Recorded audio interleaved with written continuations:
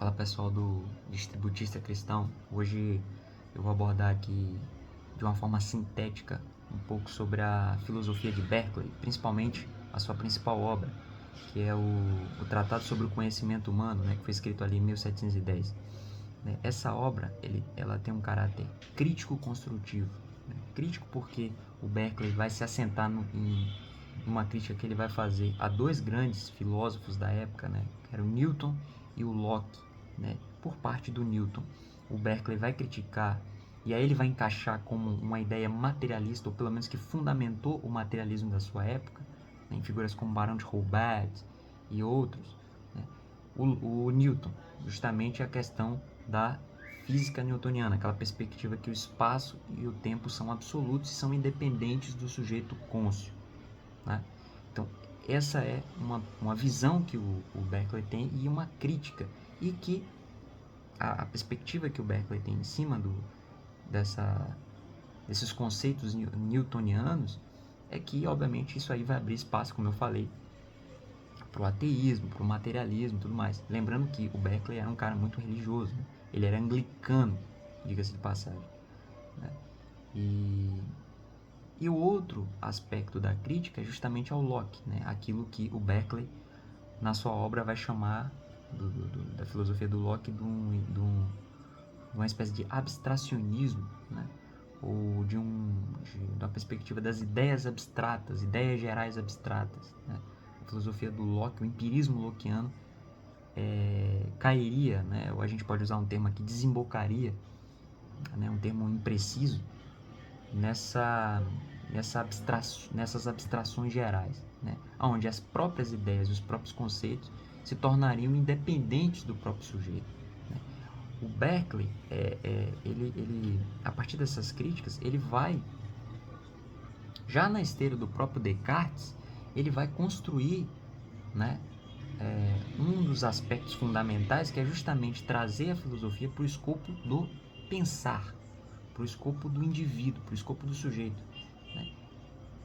O que diferencia, obviamente, as perspectivas anteriores, que era justamente o contrário, era justamente pensar a filosofia a partir do ser, a partir da descrição ontológica da realidade.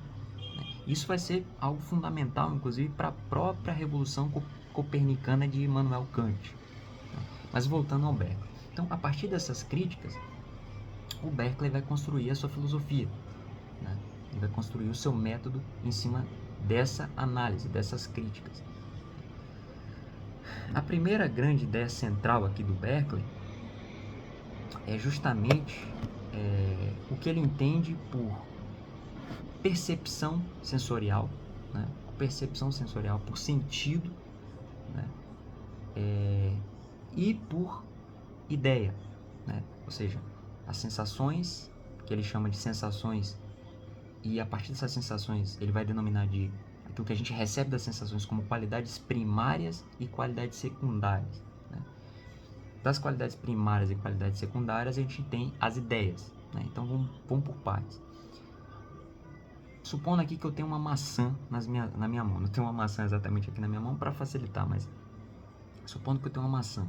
Essa maçã, ela tem características, ela tem propriedades, ela tem toda uma estrutura que a fundamenta, que a estabelece como uma maçã. Por exemplo, aquilo que Berkeley chama de qualidades primárias seriam o quê? Seriam a sua espessura, o seu tamanho, o movimento e a resistência dessa maçã.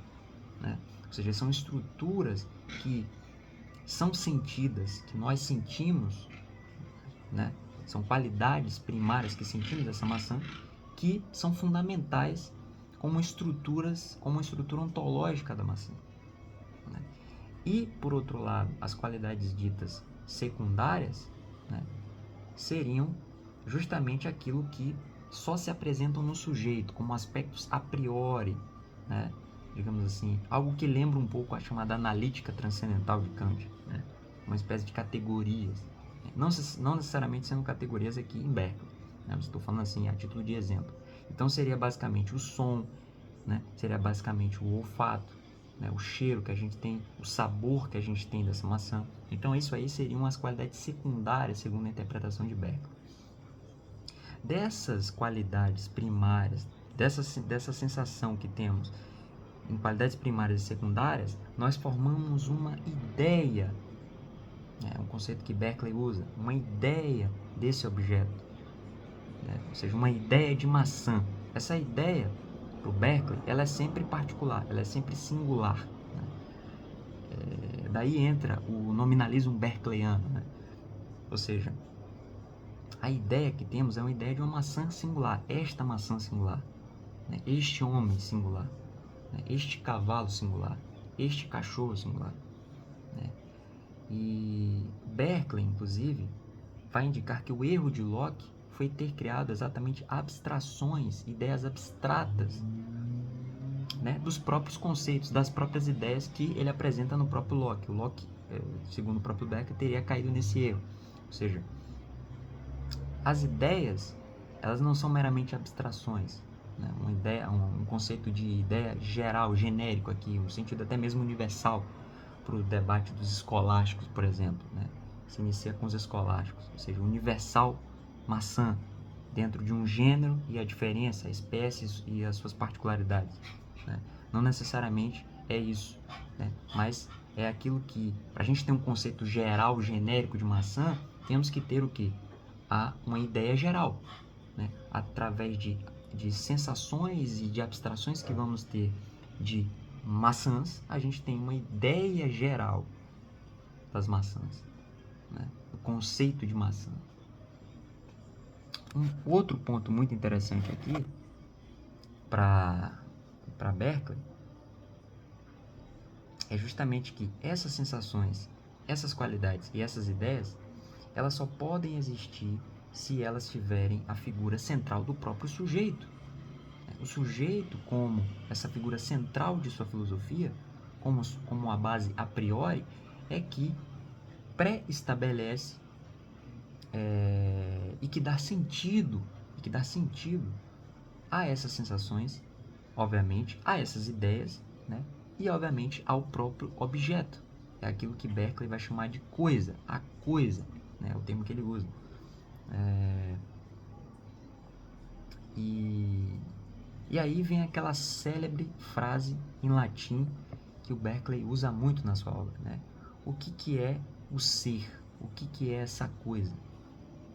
O ser, essa coisa, é justamente o esse este percepi, ou seja, o ser é ser percebido. Essa é a frase fundamental, fulcral de Berkeley aqui. E a partir disso ele vai caminhando justamente para tentar colocar a figura fundamental aqui de Deus, de Deus como um elemento central naquilo que ele chama das chamadas leis da natureza. O que são essas leis da natureza? É justamente a estabilidade, a ordem, a coerência das ideias. Porque para Berkeley, ele vai dizer que temos o intelecto e a vontade. O intelecto, ele reproduz as ideias, a vontade, ela cria as ideias. Mas a única vontade que realmente pode criar as ideias, ordená-las, estabilizá-las e dar coerência é Deus. O que são, por exemplo, essas ideias enquanto leis da natureza, segundo Berkeley? É justamente o que? É justamente aquelas ideias que temos, por exemplo, por exemplo, a ideia que temos do fogo, a ideia que temos da água. Ou seja, a água e o fogo, eles têm coerência para o sujeito, no sentido de que a água mata a nossa sede, o fogo nos aquece, e etc, etc, etc. Então Deus é o verdadeiro ordenador, é aquilo que o Berkeley chama de espírito onipotente, é a mente e a vontade dos quais dependem justamente a nossa mente e o nosso espírito, e as nossas ideias percebidas. Veja como isso é bem interessante. É algo que lembra um pouco o chamado gênio maligno, com ressalvas, obviamente, do Descartes, que inclusive já foi comentado aqui no canal pelo próprio Douglas. Eu não vou entrar em detalhes. Então, basicamente, essa é a síntese, que eu poderia fazer. Obviamente, tem, por exemplo, outros aspectos, né? Como, por exemplo, a questão da substância, né? Que é algo fundamental aqui e que vai influenciar, inclusive, a própria Revolução Copernicana, a Revolução Copernicana, na verdade, de Kant, que é justamente a ideia de substância, né? O que é a substância para Beckett? A substância é o esse, enquanto existe propriamente, enquanto de maneira irem, ou seja, existindo propriamente dito, sem o sujeito, não. A substância, o substrato, é ser percebido, né? As coisas são substâncias porque são partes essenciais a priori, da ideia que temos a partir das qualidades e das sensações que fazem parte do sujeito, né? Kant vai, inclusive, colocar a ideia dentro da própria analítica transcendental, né? A ideia não é uma coisa que existe no sentido aristotélico, né? A ideia não, a substância não é uma coisa que existe por si ou per si no sentido aristotélico, né? Como sendo um ente, né?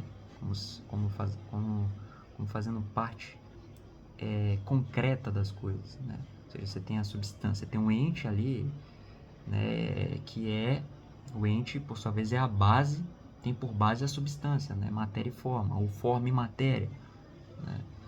A forma coloca esse ente num determinado gênero e, por sua vez, numa determinada espécie, num universal, numa definição, é aquilo que define, segundo Aristóteles, e a matéria é aquilo que individua, né? Através, obviamente, da matéria quantitate, né? A matéria signata, segundo aqui, obviamente, o Tomás de Aquino, mas enfim.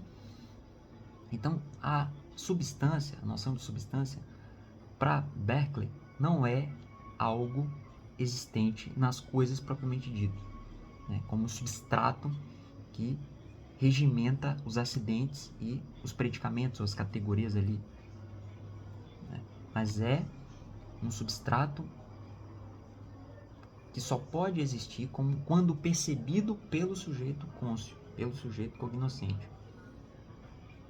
E aqui a grande reviravolta de Beck, que vai influenciar propriamente dito o próprio Kant, né? Que não vai deixar de acreditar a noção de uma substância, mas uma substância que só tem possibilidade de existência na própria analítica transcendental, lá da crítica da razão pura. Então, pessoal, basicamente essa é a pequena síntese que eu faço. Eu vou trazer outros filósofos aí quando eu puder. Eu vou usar uma dinâmica aqui no canal agora de fazer votações, né? Colocar aí os filósofos que vocês querem que eu comente, né? E é isso, né? Eu vou comentar. Vocês podem também perguntar, né, qual aspecto você quer que eu comente do filósofo, sei lá, uma ontologia de determinado filósofo, né, ontologia metafísica, a epistemologia. No caso de Berkeley aqui eu trouxe a epistemologia propriamente, para facilitar para vocês. Então vocês deixem perguntas aí e tal, deixem um like no vídeo e tudo mais, né? Valeu aí.